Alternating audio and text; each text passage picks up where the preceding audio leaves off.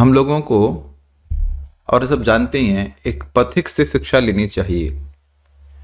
एक पथिक यानी कि ट्रैवलर जब भी अपने पथ पे होता है तो वह एक एक कदम करके अपने गंतव्य को, अपने प्राप्तव्य स्थान को आगे बढ़ता रहता है, और साथ ही उसका लक्ष्य हमेशा अपने गंतव्य पे होता है कि मुझे कहाँ पहुँचना है।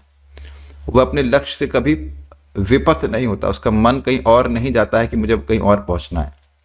साथ ही अगर आप जैसे मान लीजिए यहाँ पे एक पहाड़ की यात्रा दिखा रहे हैं, तो जब व्यक्ति को उस शिखर पे पहुँचना है जहाँ पे वह उसको मन में लेकर चला है, तो उसको जब जैसे जैसे आगे बढ़ता जा रहा है तो बहुत सारे नज़ारे दिखाई पड़ेंगे, बहुत सारी चीज़ दिखाई पड़ेंगी, लेकिन उनमें आसक्त ना होते हुए वह आगे बढ़ता रहता है।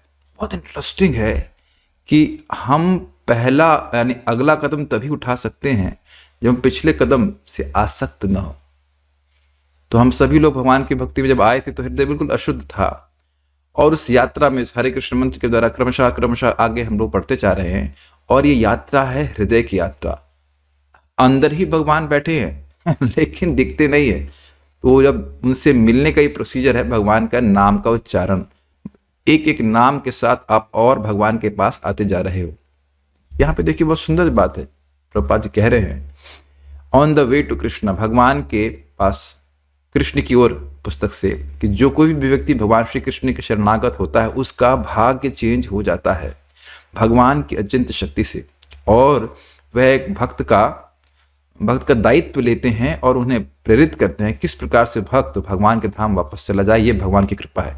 अन्य लोगों पे जो कृपा हो रही है वो बाह्य कृपा है कि भाई खाना पीने की व्यवस्था हो रही है, लेकिन भक्त को और अंदर से श्रद्धा देते चले जाएंगे कि तुम इस कार्य को करो, निश्चित रूप से तुम्हें मेरी प्राप्ति होगी। Is it not?